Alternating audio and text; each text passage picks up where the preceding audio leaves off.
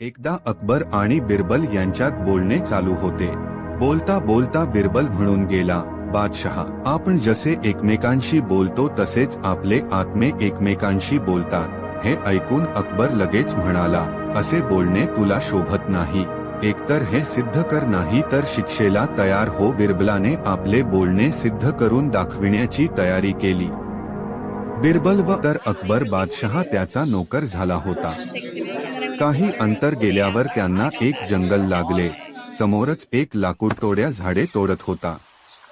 त्याला पाहताच बिरबलाने अकबराला विचारले, हुजूर, या लाकूडतोड्याबद्दल आपले काय मत आहे? बादशहा म्हणाला, अरे याला आताच्या आता मारून टाकावेसे वाटत आहे.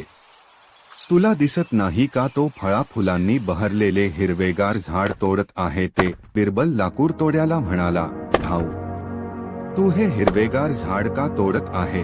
लाकूडतोड्या म्हणाला, मित्रा, अरे माझ्या उदरनिर्वाहासाठी ही झाडे लागतात.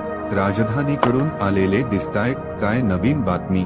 बिरबल म्हणतो, अरे अकबर बादशहा या जगात राहिले नाहीत. लाकूडतोड्या म्हणतो, बरे झाले गेला तो अकबर. बदमाश होता. या उत्तराने अकबर हैराण झाला, पण त्याने नोकराचा वेश घेतल्या कारणाने त्याला काही बोलता येईना. बिरबलाने त्याला पुढे चालण्यास सांगितले. दोघे पुढे गेले तर काही अंतराने एक वृद्ध महिला गया चारताना दिसली. बिरबलाने त्याने वृद्धेला विचारले, आजी, तुम्ही या वयात गया का चारत आहात? वृद्ध महिला म्हणाली, माझ्या कुटुंबाचे पोट या गयांवर चालते. त्यानंतर बिरबलाने तिलाही अकबराच्या मृत्यूची बातमी सांगितली. त्याबरोबर वृद्धा मोठ्या मोठ्याने रडू लागली. हे पाहून दोघेही तिथून पुढे गेले. मग बिरबल अकबराला म्हणाला, हुजूर, तुम्ही लाकूडतोड्याबद्दल गैरशब्द वापरले. त्यानेही तसेच शब्द मृत्यूवर खरे दुःख व्यक्त केले. म्हणजेच आपल्याला हे मान्य करावेच लागेल की तुमच्या आत्म्याने जे विचार प्रकाशित केले त्याचे प्रत्युत्तर समोरच्या आत्म्याकडून मिळाले.